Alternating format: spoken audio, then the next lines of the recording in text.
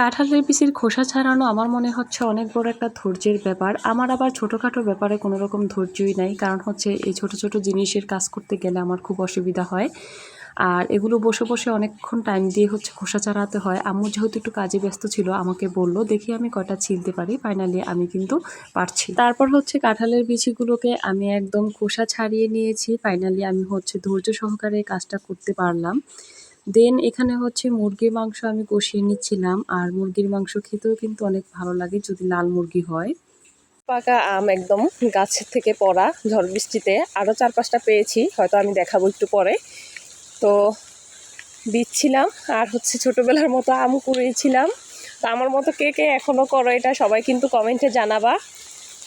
তো এখন হচ্ছে আমি বাসার দিকে চলে যাচ্ছি। পুরা রাস্তায় ঢাল ভেঙে পড়ে আছে। তো আমাদের এই গেট ফুলে কিন্তু অনেক ফুল ছিল, এখন ফুলগুলো নাই, ঝরে গিয়েছে, আবার হয়তো ধরবে। তো এখন বাসার দিকে চলে যাচ্ছি আমি।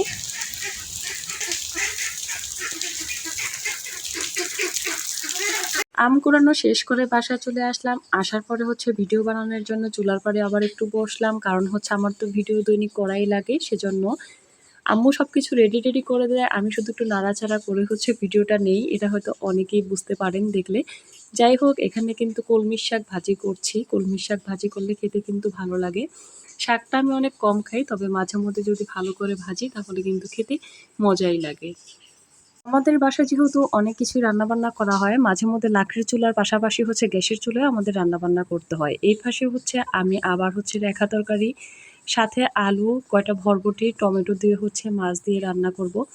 হলুদ মরিচটা অনেক বেশি কম দিয়েছি, একদম মানে গাঢ় কালার হয়ে গেলে মাঝে মধ্যে সবুজ তরকারিটা সবুজ থাকে না, এজন্য আর কি। যাই হোক, আপনাদের কাছে দেখে কেমন লাগলো অবশ্যই কিন্তু আপনারা বলবেন, আর তরকারির কালারটা কেমন হলো তাও কিন্তু জানাবেন। আজকের ভিডিওটা এখানেই শেষ করলাম। পরবর্তীতে দেখা হবে নতুন কোনো ভিডিও নিয়ে।